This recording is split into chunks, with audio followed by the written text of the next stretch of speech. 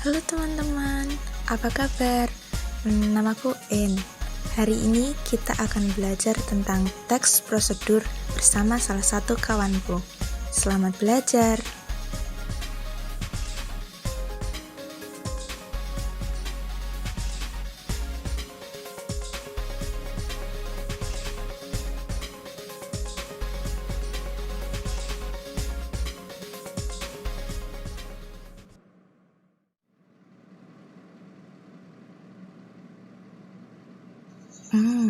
Hari ini kita enaknya belajar apa ya, En? Kamu lupa ya? Besok kan kita ada tugas bahasa Indonesia. Kata bu guru, kita harus mempelajari teks prosedur. Astaga, oh iya, aku lupa. Ya sudah kalau begitu, sekarang kita belajar saja. En, kamu tahu tidak teks prosedur itu apa? Aku juga tidak tahu sih, Joy.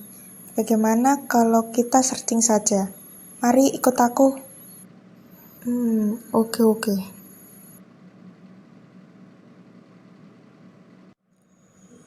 Setelah aku cari di Google, Joy, ternyata pengertian teks prosedur adalah salah satu jenis teks yang berisikan tentang tata cara atau langkah-langkah dalam membuat sesuatu atau melakukan kegiatan tertentu secara berurutan.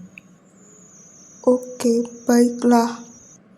Lalu, tujuan teks prosedur apa, En?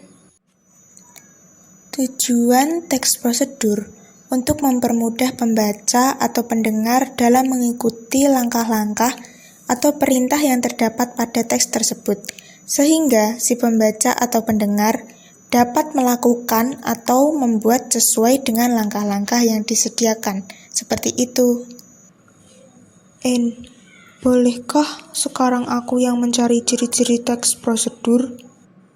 Tentu saja, Joy. Ya sudah, sekarang giliran kamu.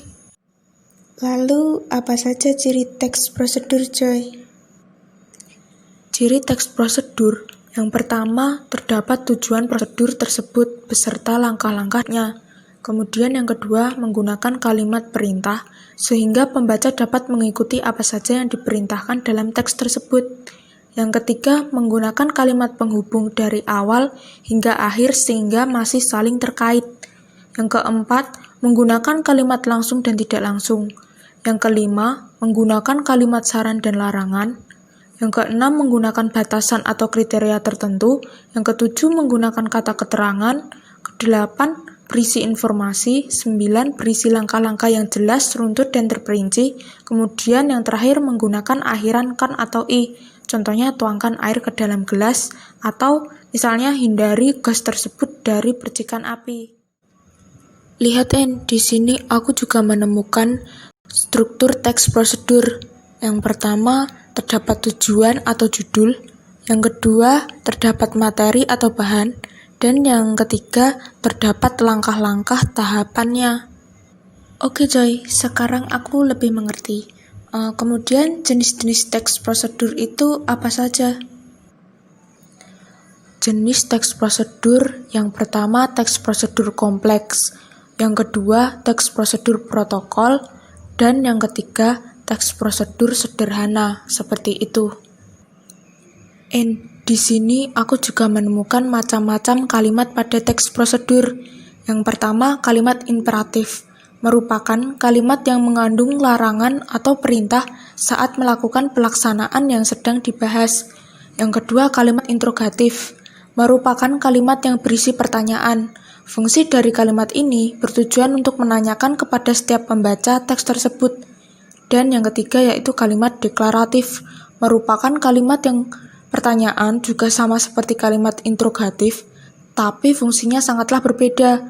Fungsi dari kalimat pertanyaan tersebut untuk memberikan informasi lebih jelas mengenai suatu hal yang perlu diketahui. Oke, Joy, lebih baik sekarang kita mencatat hasil search kita agar besok tidak lupa ketika ditanya oleh bu guru. Oke. Yes, akhirnya selesai. Bagaimana teman-teman? Apakah kalian menjadi lebih paham? Sekarang, bagaimana kalau kalian diskusikan bersama teman-teman kalian dan coba kalian cari salah satu contoh teks prosedur. Oke, segitu saja. Terima kasih ya. Aku dan En pamit. Dadah.